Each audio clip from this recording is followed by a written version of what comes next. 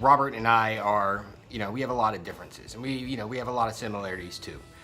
But I want to talk about one of the biggest differences between us. And I'm not talking about height, and I'm not talking about facial hair. No, I'm talking about luck.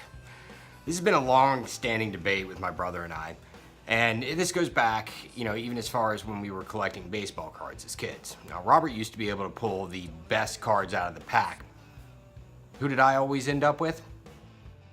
Raleigh freaking Fingers.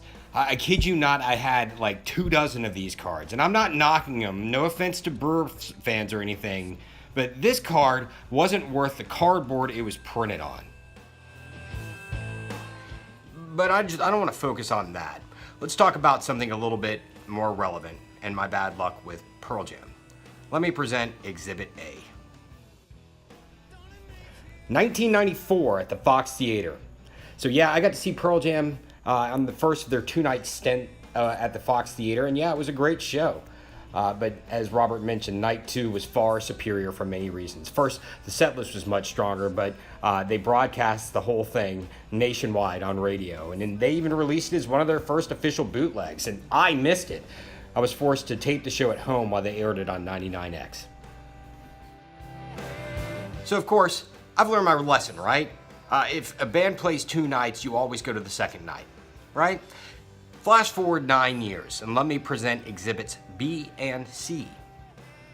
Right after the release of Riot Act, Pearl Jam announces a two-night engagement at Madison Square Garden. Now, I couldn't afford to get tickets to both nights, so I had to choose, and I can swear on a stack of Bibles that I ordered night two. When the tickets came, I didn't think to open them. I knew what they were. I just put them in my drawer and waited for July 9th to come. So my friend and I get there at 7:30 on July 9th. I'm really excited. Take the tickets out of the envelope, hand them to the guard at the front. He scans the tickets, looks down at them, says, "Excuse me," walks over and talks to a manager for a minute. And I'm like, what the hell is going on? Comes back and he says, "I'm sorry, these were tickets for last night's show." So, embarrassed as hell, I apologize to my friend Gabe, and we go outside hoping to find tickets. Luckily, we found a scalper who was willing to sell us pretty decent seats for $100 a pop. I could have seen Pearl Jam both nights and had an additional $100 over to buy some great merch. But at least I got to see them. But let me present Exhibit C, aka the salt in the fucking wound. Pearl Jam, of course, announces they're going to be releasing a live DVD concert live at Madison Square Garden. The performance? Night one. The show I had tickets to. And no, it doesn't stop there. Exhibit D.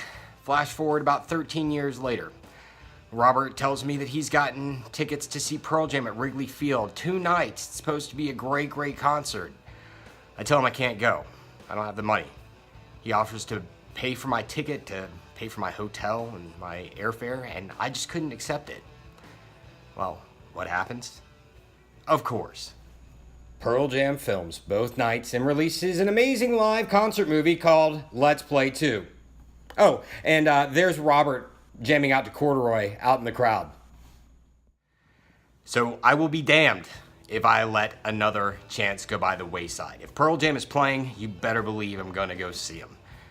This is 14 Days and Counting.